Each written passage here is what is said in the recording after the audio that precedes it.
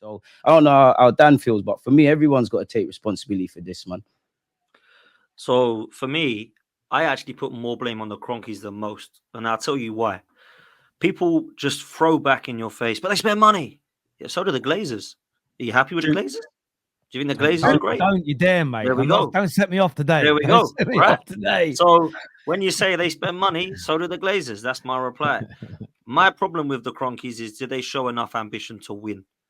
If you want them to get challenging, you want them to get top 4, cool, brilliant owners for that. They'll get you that. Facts. But will they get you across the line when it matters? Does the ownership say, who do you want? Isak, go on in. Go get Isak. Or do they just not have a clue? Because the whole club at Arsenal, by the way, has no experience in it whatsoever. We've got owners that don't know how to win in this sport. We've got board members that, let's be real, were given the job in first of the job. Manager, never managed before. Edu, bit of experience in Corinthians, given the job. Now he's now gone. We've had players that are coming in. Some of them have been good in terms of experience of other sports, like Richard Garlick has done well, or particularly well in other things, but not at an elite level, if I'm honest with you. But really, there's no one at the club with any experience. And this is their project, right? The Kroenke people think this is an Arteta project. This isn't an Arteta project. He's part of the project. He's been given the job. He fits the remit as a manager, a young manager, like you see with his other, like you see with their other kind of club model. Exactly, like Sean McVay, another young manager. They want to get it right with the Rams. So for me, this is massively on the Kroenkes. And yeah, they put in money. They pumped in a lot of money. At times, it's been spent horrendously, in my opinion, right? But they are the ones that have given this a lot of money to people that have not got the experience of winning at elite level. And that's where I'm at. But Dan, being devil's advocate, Dan, yeah, I'm with you with the Kroenkes. Everything indirectly goes on the owners, but being devil's advocate, whether we rate them or not, how they run it or not, they've shown that they're owners that will put people in place and kind of leave them to their own devices, right? Rightly or wrongly, that's what they do, right? Can we ask ourselves, Mikel Arteta and Edu, with all the money you've had to spend, whatever you did or wrongly or rightly, in all the variables that you two can control and indirectly everyone around you, have you got everything out of it? Because for me, I agree with what you're saying with the Kroenkes, but then if I look at them too, I don't think I can say that. So I have to look at them before I look at the owners, because they've got full ownership. What you do then is, if you believe that's the case, then what are you doing? You're looking at the owners to go, what are you going to do about it? You're going to pull the plug? You're going to go another direction? There's got to be consequences. We're not going to do that. The man's got a new deal, bro.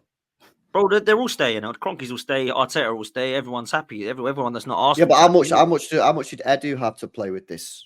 Like these signings that you've made. How much impact did he have? Because he's obviously transfer negotiation. He's in there as well. That's why I said it's everyone. Edu's there. Like you're there. You've been part of it. I agree with DJ. I think you have to look across the board here. What a sporting director, was that his title, sporting director, or was it football? Yeah. Football sporting director. What their job typically is to do, it isn't just to negotiate and buy players. Their job is to set the tone of how the football should be played. It's not on the head coach per se. The head coach at most football clubs now doesn't decide how the club is going to play football. And you also both spoke earlier, and a lot of Arsenal fans have spoke about how the football has dramatically changed this year compared to a few years ago. Why has that been allowed to happen? Now, it could be Edu directing Arteta to, we need you to be more pragmatic. We need you to be harder to beat. You're playing great attacking football, but it wasn't winning and change. It could be the other way around, and that's why I'm intrigued to see what happens now. The other way around, Terry, man. It's therefore Mikel Arteta giving. If it's Mikel Arteta, and it could be, and I'm not married to any particular way, any particular view on it.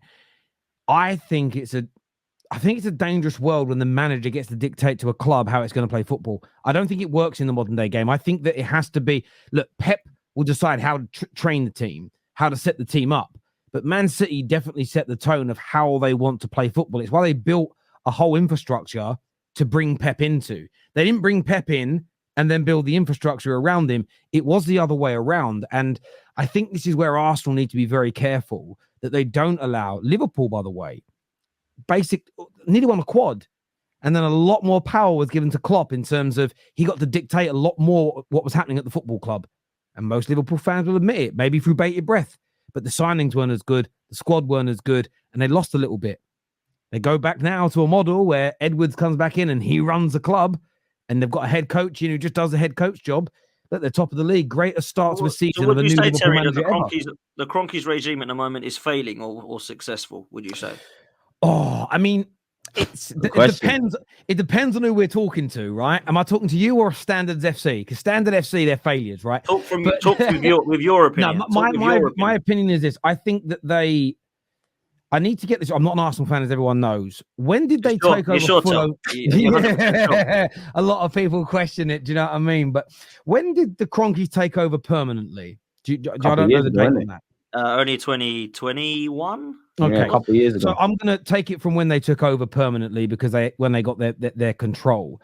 They've taken you from a team that back then was finishing just above mid-table, hadn't really won trophies for a long time, hadn't challenged for a league title in a long way.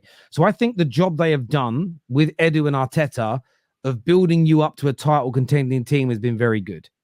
However, I think you can compartmentalize that. I think you can take what Edu, Arteta, and the Kroenkes collectively and individually have done in the last 3 to 4 years, and say, well done for getting us to this point. I think you can congratulate that and be happy with it, and at the same time say, we now want more. I don't think there's anything wrong with that. My problem when it comes to this conversation is some people are just, I don't care about any of that. If we haven't won the major trophies, it all means nothing. I don't necessarily agree, because without that foundation, you can't win the trophies anyway. Equally, I'm as frustrated when I listen to the sort of Arteta, like Arteta's fanboys. I know we have to keep him. There's no way we can get rid of him. Yesterday, I saw Arsenal fans upset about Edu going. I actually think Edu leaving is going to improve Arsenal. I think you're going to become. I think you can go out now and get someone even better. I think you can go out into the market and go and get a top-class sporting director who maybe has won those major. I think Arsenal were in a position where you could go to nearly any club in the world and take a sporting director, one who's won Champions Leagues, won the National League in whatever country he's in, and say, we want you to now help us navigate our way over the line. That if the Kroenkes do that, and I don't know who that person is, I haven't done enough research into who's out there, but say they go and get a world-class sporting director to come in to get them over the line, that for me shows massive ambition. If they get to the end of this season, there's no trophies, and they say, Arteta, we love you, but we're moving on, and they go out and they break the bank and Alonso or Inzaghi comes in, then I think you can look at your owners and say they're ambitious. If, however, they go out and get an ex-Arsenal player to be the director of football with no experience, Arteta wins nothing again, and they keep him, and then win nothing again, and they keep him, but you're making top 4, then I think the answer's in. They care about being in the Champions League. They don't care about winning. They've got an opportunity with Edu leaving now to go to another level, bring in somebody better, and I think that will give a lot of. So I think what they've done up to this point, good, but you've got to judge them from this point moving forward as well, because you guys are capable of winning league titles. You're capable of winning Champions Leagues. You're capable of winning domestic trophies, but you need the right team from top to bottom to get you over that line. And ultimately, that is on the owners of a football club to get that right, personally. Yeah.